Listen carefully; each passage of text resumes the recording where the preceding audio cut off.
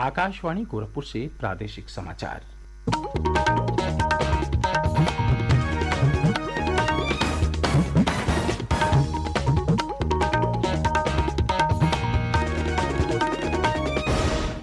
नमस्कार। समाचार बुलेटिन के साथ मैं वेद प्रकाश पाठक। पहले मुख्य समाचार। विधान परिषद के स्थानीय प्राधिकारी निर्वाचन क्षेत्र चुनाव में भारतीय जनता पार्टी ने 36 में से 33 सीटें जीती। 2 सीटों पर निर्दलीय उम्मीदवार और एक पर जनसत्ता दल लोकतांत्रिक के प्रत्याशी विजयी रहे। प्रधानमंत्री नरेंद्र मोदी ने भाजपा की ऐतिहासिक जीत पर दी बधाई। कहा, ये विजय भाजपा के विकास मॉडल पर लोगों के विश्वास की अभिव्यक्ति है। मुख्यमंत्री योगी आदित्यनाथ ने भी विजयी उम्मीदवारों को दी बधाई। मुख्यमंत्री ने कहा, उत्तर प्रदेश के पास $1 ट्रिलियन की अर्थव्यवस्था बनने की क्षमता मौजूद है। निवेश बढ़ाने पर दिया जोर। और प्रदेश के विशेष सुरक्षा बल के नवगठित 5,124 पदों पर जल्द होंगी भर्तियां। स्वतंत्रता की 75वीं वर्षगांठ पर आज़ादी का अमृत महोत्सव के अंतर्गत प्रादेशिक समाचार एकांश आकाशवाणी गोरखपुर विशेष प्रश्नोत्तरी का आयोजन कर रहा है। इसके तहत हर सप्ताह बृहस्पतिवार को सुबह 7:20 पर प्रसारित प्रादेशिक समाचार बुलेटिन में श्रोताओं से देश के स्वाधीनता संग्राम और उसके गौरवशाली इतिहास पर एक प्रश्न पूछा जाता है। इस प्रश्न का सही उत्तर भेजने वालों में से एक भाग्यशाली विजेता के नाम की घोषणा अगले दिन शुक्रवार को समाचार बुलेटिन में की जाती है। आप भी हमारे इस क्विज का हिस्सा बन सकते हैं।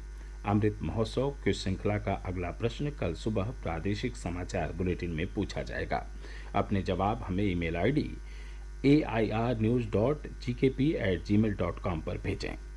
जवाब के साथ अपना नाम, पता और फोन नंबर अवश्य लिखें, जिससे विजेता बनने पर आपसे संपर्क किया जा सके। अब समाचार विस्तार से। भारतीय जनता पार्टी ने विधान परिषद के स्थानीय प्राधिकारी निर्वाचन क्षेत्र चुनाव में जोरदार जीत दर्ज की है। पार्टी ने 36 में से 33 सीटों पर विजय प्राप्त की है, जबकि शेष 3 सीटों में से 2 पर निर्दलीय और एक पर जनसत्ता दल लोकतांत्रिक के उम्मीदवार ने जीत हासिल की। वहीं समाजवादी पार्टी को एक भी सीट नहीं मिली है। 33 में से 9 सीटों पर भाजपा उम्मीदवार निर्विरोध निर्वाचित हुए हैं। गोरखपुर महाराजगंज सीट से भाजपा प्रत्याशी सीपी चंद ने जीत दर्ज की। उन्हें 4,839 वोट मिले, जबकि समाजवादी पार्टी के रजनीश यादव 407 वोट पाकर दूसरे स्थान पर रहे। बस्ती सिद्धार्थनगर सीट से भाजपा के सुभाष यदुवंश 5,203 वोट पाकर विजयी हुए। सपा प्रत्याशी संतोष यादव सन्नी को 909 वोट मिले। देवरिया कुशीनगर सीट से भाजपा के उम्मीदवार डॉक्टर रतनपाल सिंह ने जीत दर्ज की। उन्हें 4,255 वोट मिले, जबकि सपा उम्मीदवार डॉक्टर कफील खान 1,031 वोट पाकर दूसरे स्थान पर रहे। बलिया सीट से भाजपा प्रत्याशी रविशंकर सिंह पप्पू ने 2,259 वोट प्राप्त कर लगातार चौथी बार जीत दर्ज की। फैजाबाद अंबेडकर नगर सीट से भाजपा उम्मीदवार हरिओम पांडे विजयी हुए। उन्हें 2,712 वोट मिले, जबकि सपा प्रत्याशी हीरालाल यादव को 1,047 वोट प्राप्त हुए। लखनऊ उन्नाव सीट से भाजपा के रामचंद्र प्रधान ने सपा के निवर्तमान एमएलसी सुनील सिंह यादव साजन को हराया। इसके अलावा भाजपा के जिन अन्य प्रत्याशियों ने जीत हासिल की है वो हैं रायबरेली से दिनेश प्रताप सिंह, इटावा फर्रुखाबाद से प्रांशु दत्त द्विवेदी, झांसी ललितपुर जालौन से रमा निरंजन, सुल्तानपुर अमेठी से शैलेंद्र प्रताप सिंह, मुरादाबाद बिजनौर सीट से सत्यपाल सिंह, रामपुर बरेली से कुंवर महाराज सिंह, पीलीभीत शाहजहांपुर से सुधीर गुप्ता, बाराबंकी से अंगद कुमार सिंह, बहराइच से प्रज्ञा त्रिपाठी, गोंडा से अवधेश कुमार सिंह, गाजीपुर से विशाल सिंह चंचल, जौनपुर से ब्रजेश कुमार सिंह प्रिंसो, इलाहाबाद से केपी श्रीवास्तव, कानपुर फतेहपुर सीट से अविनाश सिंह चौहान, आगरा सीट से विजय शिवहरे, मुजफ्फरनगर सहारनपुर से वंदना वर्मा और सीतापुर से पवन सिंह चौहान। इसके अलावा जिन 3 सीटों में से 2 पर निर्दलीय और एक पर जनसत्ता दल लोकतांत्रिक के उम्मीदवार की जीत हुई है वो हैं वाराणसी, आजमगढ़, मऊ और प्रतापगढ़। वाराणसी से निर्दलीय उम्मीदवार अन्नपूर्णा सिंह ने जीत दर्ज की। उन्हें कुल 4,234 वोट मिले, जबकि इस सीट से समाजवादी पार्टी के उमेश यादव 345 वोट पाकर दूसरे स्थान पर रहे। भाजपा प्रत्याशी सुदामा पटेल तीसरे स्थान पर रहे और उन्हें 170 वोट मिले। आजमगढ़ मऊ से निर्दलीय प्रत्याशी विक्रांत सिंह रिशु ने भाजपा के अरुण कांत यादव को हराया। प्रतापगढ़ सीट से जनसत्ता दल लोकतांत्रिक के उम्मीदवार अक्षय प्रताप सिंह ने विजय प्राप्त की। इसी के साथ 100 सदस्यों वाली विधान परिषद में भारतीय जनता पार्टी के सदस्यों की संख्या 68 हो गई है। वहीं समाजवादी पार्टी के 17 सदस्य हैं। इसके अलावा कांग्रेस, अपना दल सोनेलाल और निषाद पार्टी के एक एक सदस्य हैं। प्रधानमंत्री नरेंद्र मोदी ने विधान परिषद के स्थानीय प्राधिकारी निर्वाचन क्षेत्र चुनाव में जीत दर्ज करने वाले भाजपा के सभी उम्मीदवारों को बधाई दी है। ट्वीट संदेश में श्री मोदी ने कहा कि ये जीत एक बार फिर भाजपा के विकास मॉडल पर लोगों के विश्वास की अभिव्यक्ति है। उन्होंने मुख्यमंत्री योगी आदित्यनाथ सरकार के साथ ही पार्टी संगठन से जुड़े सभी कार्यकर्ताओं को भी जीत की बधाई दी। मुख्यमंत्री योगी आदित्यनाथ ने भी विजय प्राप्त करने वाले सभी भाजपा प्रत्याशियों को बधाई दी। उन्होंने कहा कि विधान परिषद चुनाव में भाजपा की प्रचंड विजय ने एक बार फिर से स्पष्ट कर दिया है कि प्रधानमंत्री नरेंद्र मोदी के कुशल मार्गदर्शन और नेतृत्व में प्रदेश की जनता राष्ट्रवाद, विकास और सुशासन के साथ है। प्रादेशिक समाचार आप आकाशवाणी गोरखपुर से सुन रहे हैं। यह समाचार बुलेटिन हमारे YouTube channel AIR news Gorakhpur और ट्विटर हैंडल AIR News_GKP पर भी उपलब्ध है।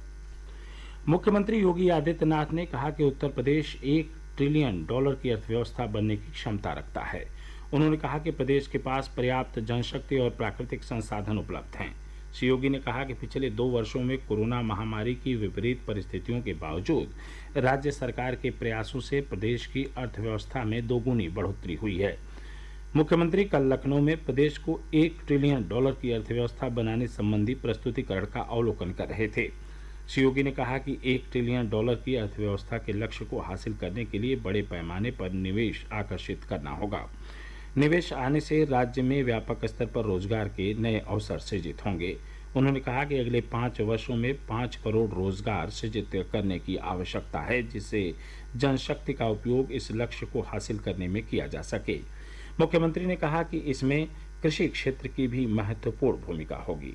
उन्होंने किसान उत्पादक संगठनों के गठन को बढ़ावा देने पर बल दिया। श्री योगी ने कहा कि टेक्सटाइल क्षेत्र भी इस दिशा में महत्वपूर्ण योगदान देगा। उन्होंने कहा कि राज्य को नए उत्पादों का निर्माण केंद्र बनाना होगा। मुख्यमंत्री ने ये भी कहा कि प्रदेश में पर्यटन को बढ़ावा देकर बड़े पैमाने पर रोजगार सृजित किए जा सकते हैं। मुख्यमंत्री योगी आदित्यनाथ ने कहा कि कोरोना वायरस के बार बार बदल रहे स्वरूप को ध्यान में रखते हुए निरंतर सतर्क रहने की आवश्यकता है। उन्होंने कोविड टीकाकरण की गति में और तेजी लाने के निर्देश दिए हैं। कोविड संक्रमण की स्थिति की समीक्षा करते हुए मुख्यमंत्री ने कहा कि प्रदेश की सीमा से लगे कुछ राज्यों में कोरोना संक्रमण फिर से बढ़ रहा है। ऐसे में अब अतिरिक्त सतर्कता बरती जाए।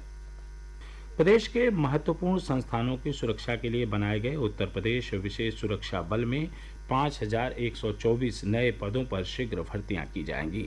पहले चरण में प्रयागराज, लखनऊ, मथुरा, गोरखपुर और सहारनपुर में विशेष सुरक्षा बल की वाहिनियां गठित की जाएंगी। इसका मुख्यालय लखनऊ में होगा।